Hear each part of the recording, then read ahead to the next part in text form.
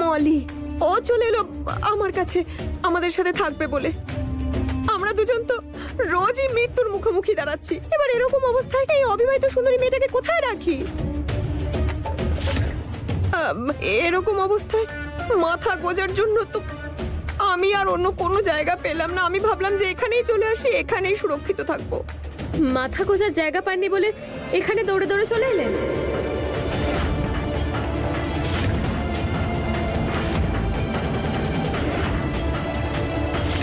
তারা দেবী, তারা বৌমা,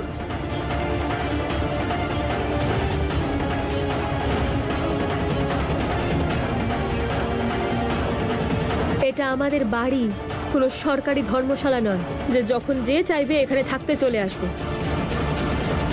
তারা এনারা ফুলের পরিবারের লোক। ফুল?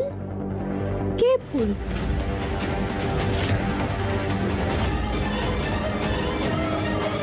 তারা দেবী ফুল এই বাড়ির অতিথি।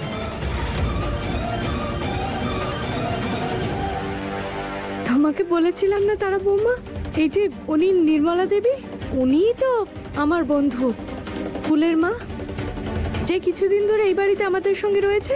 ফুল উনি আমাকে ওনার বান্ধবী আর ফুলকে এই বাড়ির অতিথি কেন বলছেন? ফুল তো এই বাড়ির বৌমা, আর এই কথাটা তো তারা দেবী জানেন। এই মা, আমি তোমাকে পরে সব কথা খুলে বলছি, এখন কিছু বলুন। এখানে তো দেখছি আর এক তামাশা চলছে। এদের মধ্যে যদি নাক গলায় তাহলে আমি আরো না বিপদে পড়ে যাই।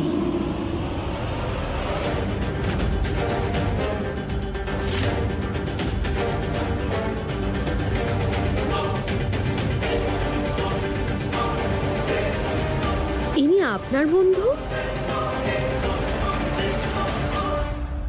হে ঈশ্বর, এইসব গন্ডগোলের চক্করে কাকে কাকে নিজের বন্ধু বানাতে হচ্ছে, এসব কখনো ভাবতেই পারিনি। যদি সম্ভব হতো এই রাম ভক্তকে আর তার পুরো পরিবারকে রামের কাছে পাঠিয়ে দিতাম। হ্যাঁ বৌমা, তারা দিদি ইনি হলেন আমার মা, আর উনি হলেন আমার মামি। আর ও হলো মলি, আমার বড় দিদির মেয়ে। ছোট মা, খারাপ মনে করবেন না, কিন্তু আমার একটু অদ্ভুত লাগছে। ইনারা আপনার বন্ধু, কিন্তু কি করে?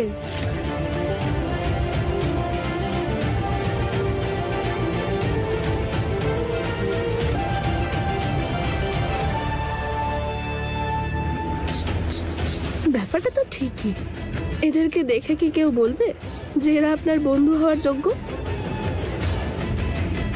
তার ওপর আবার এমন একটা গল্প বানিয়েছে এই বাড়িতে ঢোকার জন্য যে এই বাড়ির দেওয়ালও সেটা বিশ্বাস করবে না, মানুষ তো দূরের কথা। দেখুন, এমনিতে আমাদের বাড়িটা কিন্তু অনেক বড়, কিন্তু ছোট মা, এটা একটু বাড়াবাড়ি হয়ে গেল না? এরকম করেই যদি লোকজন বাড়িতে আসতে থাকে তাহলে তো আর এটা বাড়ি নয়, সরকারি ধর্মশালা হয়ে যাবে।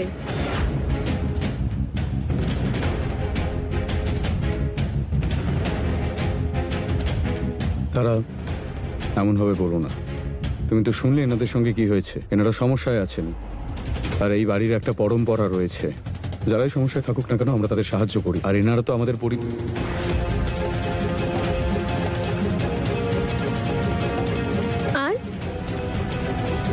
আর কি পুরোটা তো বলো, কি বলছো?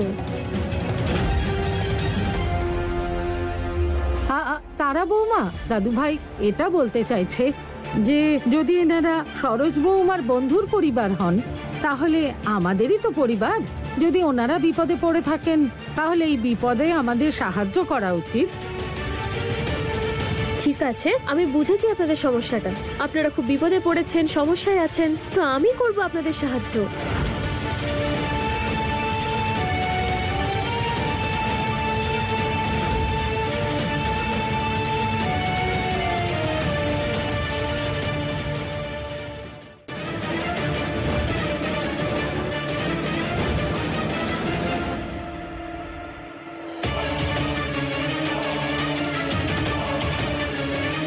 এই নিন।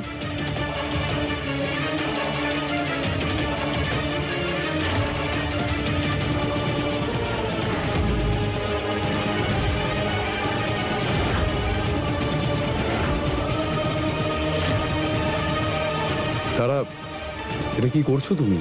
আরে কিন্তু শোভন, তুমিই তো বললে যে ওরা সমস্যায় আছে, ওদেরকে সাহায্য করা দরকার, তো সাহায্যই তো করছি।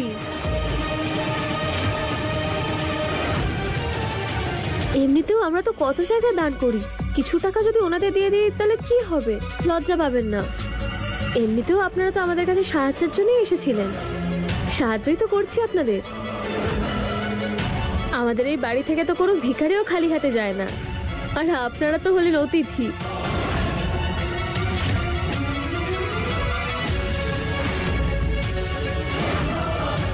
অনেকটাই টাকা আছে এখানে, আপনারা আপনাদের জন্য একটা বাড়ি দেখে নিন, 1 মাসের ভাড়া হয়ে যাবে, আর বাদবাকি আপনারা সামলে নেবেন। তবুও যদি সমস্যায় পড়েন তাহলে আবার চলে আসবেন এখানে, কিন্তু দিনের বেলায়, রাতের বেলা নয়। দিনের বেলায় আমি আপনাদের যত খুশি সাহায্য করতে পারি।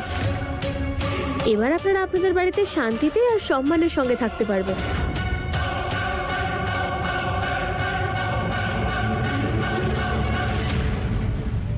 আরে শ্রীরামচন্দ্র, এত বুদ্ধি খাটালাম, তোমার নাম নিয়ে এত চোখের জল ফেললাম যাতে এই মহলে থাকতে পারি, কিন্তু এখানে দেখছি খেলাই ঘুরে যাচ্ছে।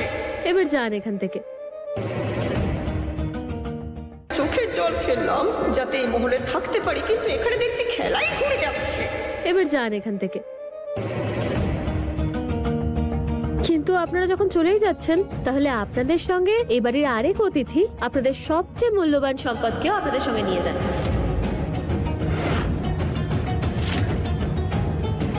আপনারই তো মেয়ে, তাই না? তো এই টাকাটা দিয়ে যে বাড়িটা আপনারা নেবেন, সেই বাড়িতে ওকেও থাকতে দিয়ে দেবেন।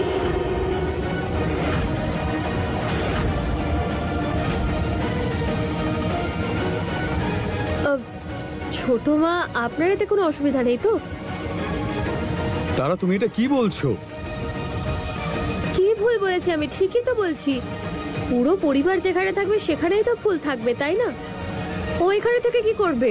ওর পুরো পরিবার অন্য কোনো বাড়িতে থাকবে আর ও এই বাড়িতে থাকবে, এটা কেমন কথা হলো? ফুলও তো ওর পরিবারের সঙ্গে থাকতে পারবে, তাই না ফুল?